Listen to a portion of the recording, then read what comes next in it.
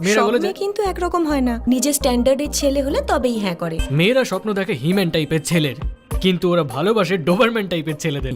একটা সুন্দরী মেয়ে ভালোবাসাটা কুৎসিত দেখতে ছেলেকে, আর পড়াশোনায় তুকুর মেয়েরা ভালোবাসে ব্যাক বেঞ্চারদের। পুরোটাই ক্ষমতার খেলা। ছেলেটা যদি মেয়েটার থেকে কম হয় তবেই তো তাকে নিচু দেখাতে পারবে, আর সে তোমাকে রানীর মতো মাথায় করে রাখবে।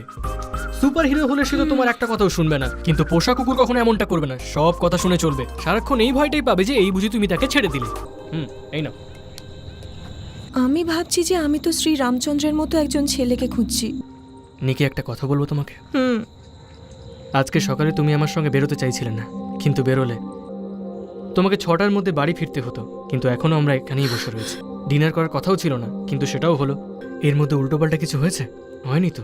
যদি তোমার ভাগ্যে রামচন্দ্রের মতো ছেলে থাকে তুমি পাবে, তবে যদি তুমি তার থেকেও ভালো ছেলে পাও তাহলে রামেরও দরকার পড়বে না। তাকেই চাও যে তোমার জন্য ঠিক হবে।